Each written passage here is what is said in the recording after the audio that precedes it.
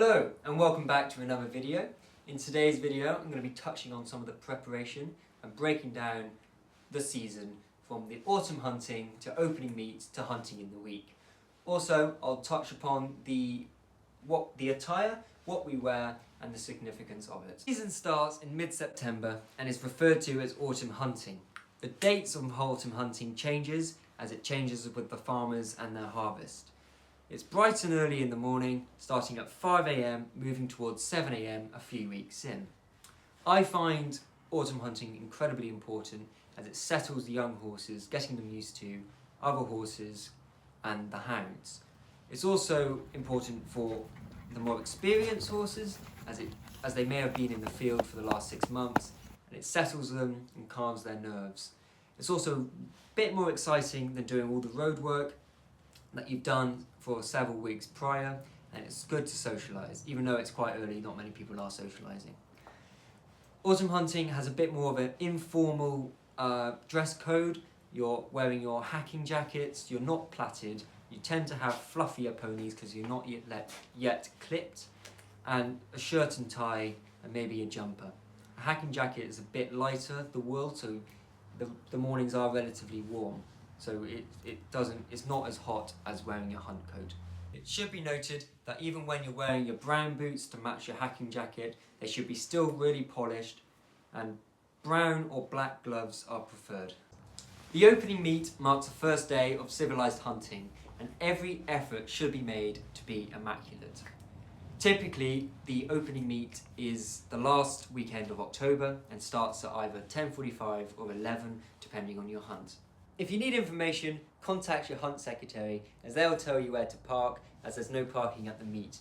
Also, bring a £1 coin for the whiskey raffle, as all donations go to the kennels. The opening meet tends to expose those who haven't benefited from taking their horse autumn hunting, as they're a little bit on edge and a bit more fresh. The opening meet also tends to fall on a half term, so there's lots of children and little ponies galloping around. This is where both you and your horse need to be fit to gallop and jump.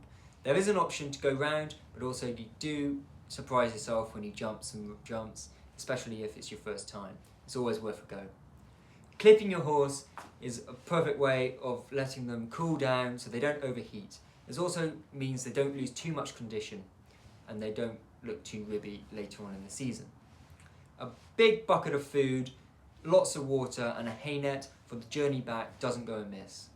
The opening meet tends to be on a Saturday, and Saturdays tend to be called lawn meets. Lawn meets are hosted with kind permission at the farmer's house or the country house. It's where you've got to be super smart to pay our respect, as they provide us with port, sausage rolls, cake, fruit cake, chocolates to put in your pocket. So it's to show our respect and say thank you, because it's the least we can do. When hunting at 11 AM, it's important to wear your formal attire. This consists of black coat, green jumpers, black mahogany top boots, white check stock shirt, waistcoat, white fingerless gloves, and either brown or black silky for the males, or blue, black coat, black boots without mahogany tops, white gloves, waistcoats are optional, and plain checked stock with blue or black silky for the females. After the opening meet, you'll move on to hunting in the week. Preparation the night before makes the mornings less rushed so you can focus on your horse. Boots should be dried with their trees in a warm environment so they don't shrink. Don't put them next to the Aga or the fire because the leather will become firm, too rough, and you won't be able to put your foot in. Spurs should be wiped over with saddle soap and dried. If you keep them wet, the leather will become brittle and snap. The hunt boots with their mahogany tops, I have a theory as to why they have got mahogany tops on.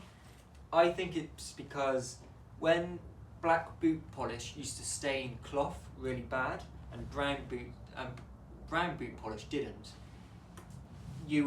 when you're brushing up against the person next to you, the top half of your boot would touch them and they wouldn't stain their cloth or their breeches. You can see this in the older polo players who wear brown knee pads and black boots, and so they don't mark the opposition's whites. That's my theory, but I could be wrong.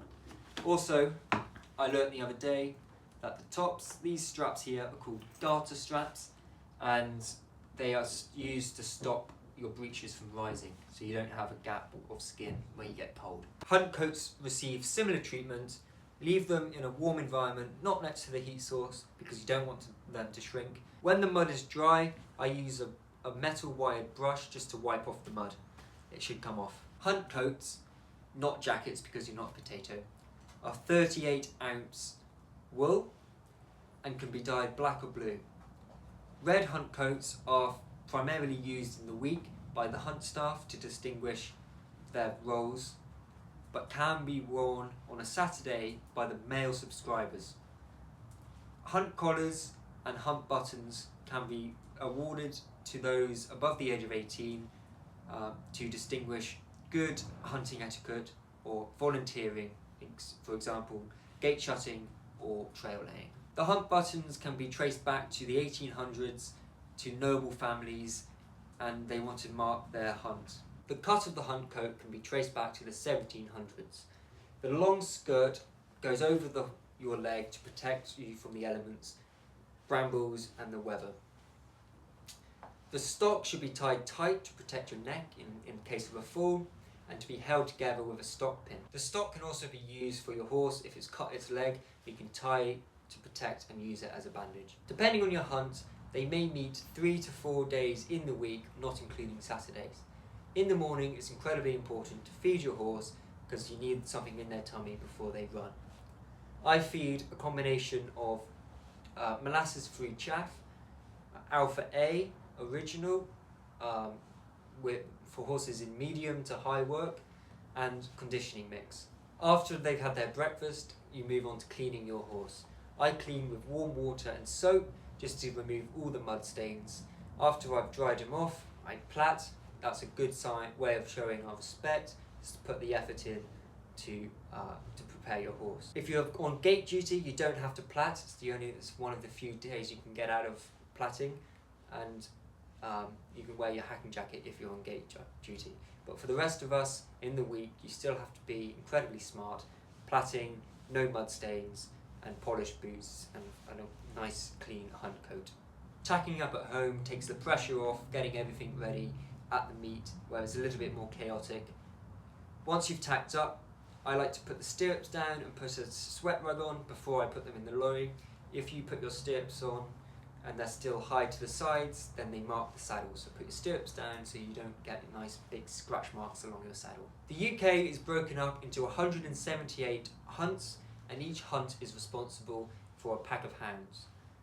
The relationship between the hunts and the landowners and the farmers is incredibly important ever since the 1880 Enclosure Act that divided up estates and big open fields into small little paddocks. Each hunt has benefited the countryside by persuading farmers and landowners to remove hundreds of miles of barbed wire and replace it with hedges and repair walls. This has meant that the wildlife has come back to the land and the countryside, which is incredibly important. The hedgerows and the walls also allow easier access for the hunts to move between fields and paddocks. And there's a new wave of adrenaline junkies, hedgehoppers. I may be part of that group. Since the law passed in 1809 banning the hunt to go on land without permission, the more formal yet very practical attire became increasingly more popular. It's a great way to show our respect and to say thank you to the farmers and the landowners. Interestingly enough, the size of the field and the number of the foot followers increased to help show support towards this incredible tradition. So even if you don't have a horse and you'd like to go out and see the hunt, get in contact and you're more than welcome to come and follow. It is a great day out and you'll meet some incredible people. One of the most common questions I get asked is, what whip am I using? This is the whip that I use. This is a very, very old one. It's been passed down and it's a bit of an antique. You hold it like this with the reins in your hands here with the hook down pointing to the ground. Don't hold it like this. You look like an idiot. So yeah, hold it like this. What it's used for is to open and close gates. Because this is really old, I'm not entirely sure if it's reinforced, because some of the later ones are reinforced and I don't want to snap it on a gate. So I don't use it. I'd rather get off at a gate or jump it. So the long thong, which is referred to, which is quite funny, is to help keep the hounds away from the horse's back legs, just to keep them out of the way. It's not necessarily a very useful whip because it doesn't hurt at all and it doesn't really make a noise. So it's not used for a whip, it's just used for opening and shutting gates and to keep the hounds away from your horse's back legs.